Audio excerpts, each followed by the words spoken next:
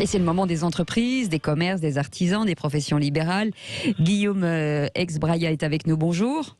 Bonjour. Vous êtes président de Diagamter, c'est du diagnostic immobilier. Avant de démarrer, expliquez-nous ce qu'est le diagnostic immobilier justement. Bon, le diagnostic immobilier, c'est assez simple. Tous les Français le rencontrent un moment ou l'autre. Que vous soyez propriétaire quand vous achetez votre bien immobilier, plutôt quand vous le vendez, vous devez soumettre à l'acquéreur des diagnostics attestant de certaines conformités techniques, mais également quand vous êtes locataire. C'est pour ça que tous les Français sont aujourd'hui en situation d'avoir affaire à nous, puisque quand vous louez, on doit vous remettre avec le bail un certain nombre de diagnostics immobiliers. Donc le diagnostic immobilier sont les documents qui attestent la qualité technique de votre habitation. Alors comment bien choisir son diagnostiqueur, parce que dans un projet immobilier, parce que c'est quand même capital aujourd'hui. Le diagnostic est quelque chose qui est très important parce qu'au-delà des aspects juridiques, c'est-à-dire que ça va permettre de vous apporter la garantie des vices cachés, c'est un peu technique, mais le fait d'avoir des diagnostics et de les proposer sur votre acquéreur, sur votre locataire, va vous amener des garanties juridiques si demain il y a des difficultés.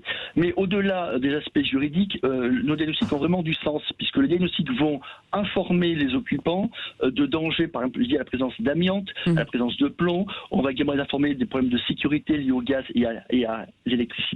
Et puis enfin, c'est le grand sujet dont tout le monde parle, le climat. Le diagnostic de performance énergétique va permettre également de mettre une note sur la consommation d'énergie et la production de carbone, j'insiste sur ça, et faire également des recommandations en vue de réduire la consommation du bien. Donc tous ces diagnostics ont du sens. On parle souvent d'aspect administratif, mais c'est le sens qui me paraît le plus important. Alors j'imagine que pendant le confinement, parce que la législation n'arrête pas d'évoluer, surtout en ce moment, j'imagine que pendant le confinement, vous avez peut-être avec vos employés ou avec revu toutes ces mesures, essayé de travailler justement avec vos collaborateurs.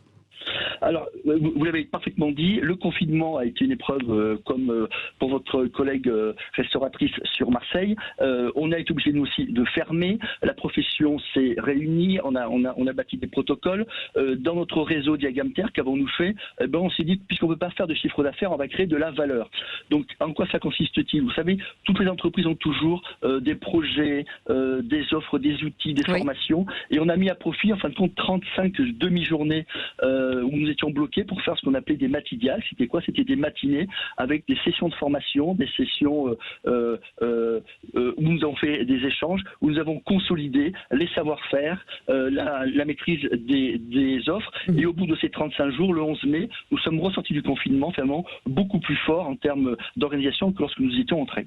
Et ben voilà, en tout cas, au moins vous avez mis le confinement à profit. Ça s'appelle, pour un pronostic, ça s'appelle Diagamter. Et puis vous pouvez bien sûr vous adresser à eux et ils se feront un plaisir, en tout cas, de répondre à vos questions ce matin. Merci Guillaume Exbraya, d'avoir été avec nous ce matin. Dans un instant, on va parler météo, bien entendu. Il va faire beau, donc profitons-en. Et le journal de 7h à venir. À tout de suite.